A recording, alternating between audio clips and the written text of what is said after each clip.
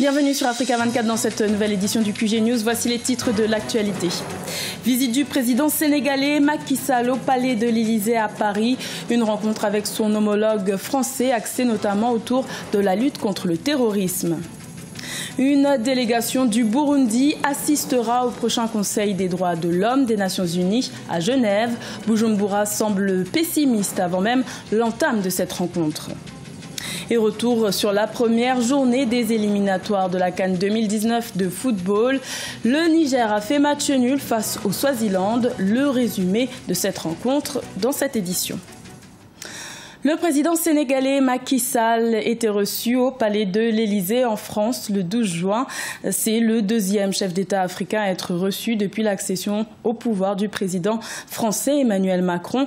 Sa visite fait suite à celle du président ivoirien Alassane Ouattara reçu le 11 juin. Sharon Camara. Le président sénégalais Macky Sall a été reçu à l'Élysée lundi 12 juin par son homologue français Emmanuel Macron. Au sommaire de cette première rencontre entre les deux chefs d'État, les grands dossiers de coopération qui lient les deux pays. Lutte contre le terrorisme, réchauffement climatique, développement et partenariats économiques. Ensemble, nous avons évoqué, vous l'avez rappelé, des questions d'intérêt commun, en particulier pour le suivi de la coopération bilatérale, qui est une coopération sans nuages, à tout point de vue. Et c'est exceptionnel, et il faut le souligner. Une coopération bilatérale donc entre les deux pays, la France et le Sénégal, dans le contexte de ma visite d'État du mois de décembre. Déjà, plusieurs accords avaient été signés, 10 accords. Et tout à l'heure, notre échange a permis de voir le coup de fouet que vous allez personnellement donner à cette coopération. Un renforcement de la coopération qui se traduit par la mise en place de nombreux projets d'infrastructures, tels que la création d'un TER à Dakar, la capitale, l'investissement dans les énergies renouvelables ou encore la création d'une nouvelle compagnie aérienne. Le défi du terrorisme a également occupé une place importante lors de la rencontre des deux chefs d'État. L'Afrique de l'Ouest, où la France est présente militairement, est toujours en proie à une menace importante. Je me réjouis parce que nos deux pays entretiennent des relations extrêmement fortes, qui ont la force à la fois de l'histoire, mais aussi d'un nouveau partenariat rééquilibré et de nombreux projets d'avenir que nous avons évoqués durant notre échange. Pourquoi ? Parce que nous faisons aujourd'hui face à des défis communs. Et ce sont ceux-ci que nous avons d'abord couverts.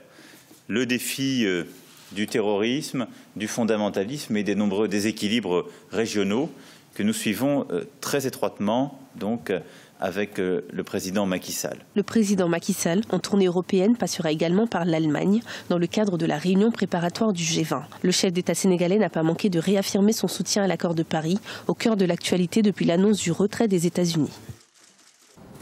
Le Burundi s'apprête à assister au Conseil des droits de l'homme des Nations Unies qui se tiendra à Genève, en Suisse, les 14 et 15 juin. En amont, un débat avait été organisé le 2 juin concernant les attentes de cette session. Les autorités burundaises semblent pessimistes sur le résultat de cette rencontre. Rappelons qu'en septembre 2016, un rapport des Nations Unies dénonçait des violations des droits de l'homme par le gouvernement.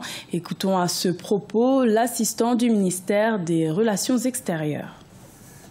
Le Burundi sera représenté au Conseil des droits de l'homme, car ailleurs le Burundi est membre du Conseil des droits de l'homme. Donc il sera présent.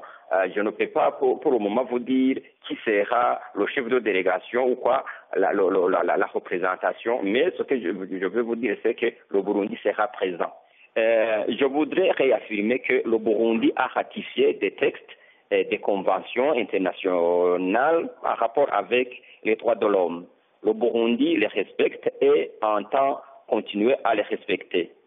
En revanche, le Burundi demande ou sollicite que, ou tout au moins au niveau du ministère des Relations extérieures et de la coopération internationale, on sollicite que le principe de respect de la souveraineté de l'État soit respecté, mais également la dignité du peuple burundais et l'unité nationale du Burundi, que ces valeurs et ces principes soient respectés.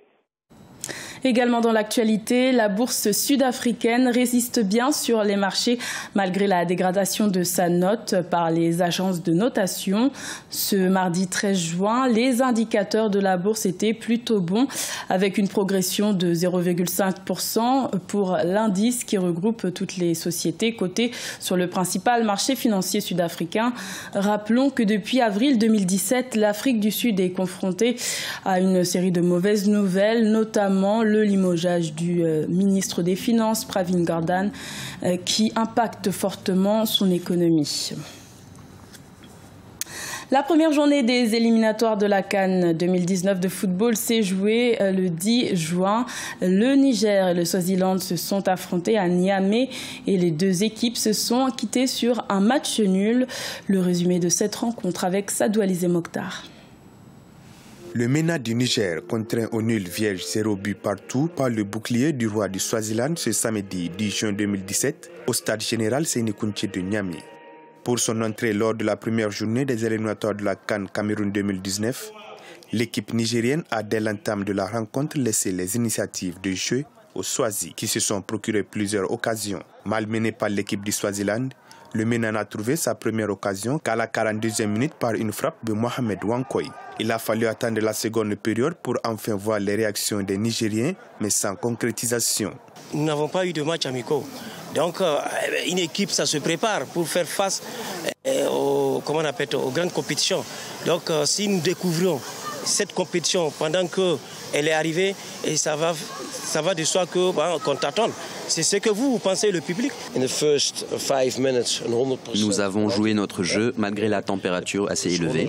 Nous avons eu un penalty que l'arbitre a ignoré à la première minute, tout comme il a annulé un but valable que nous avons marqué. Un résultat nul qui résonne comme une défaite car l'équipe nigérienne n'a véritablement rien montré en termes de jeu et d'envie d'arracher les 3 points à domicile, estiment les analystes. C'est un match qui est à la portée du MENA. Malheureusement, à mon avis, le coaching a manqué.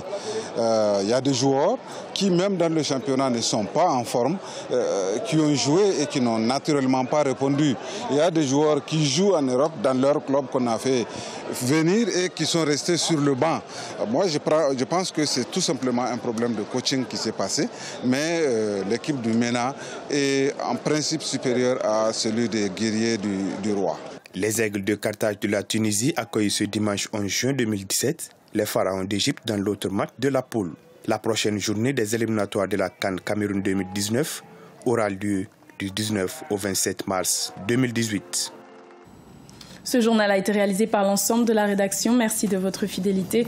Retrouvez dans un instant une nouvelle édition de l'information sur Africa 24.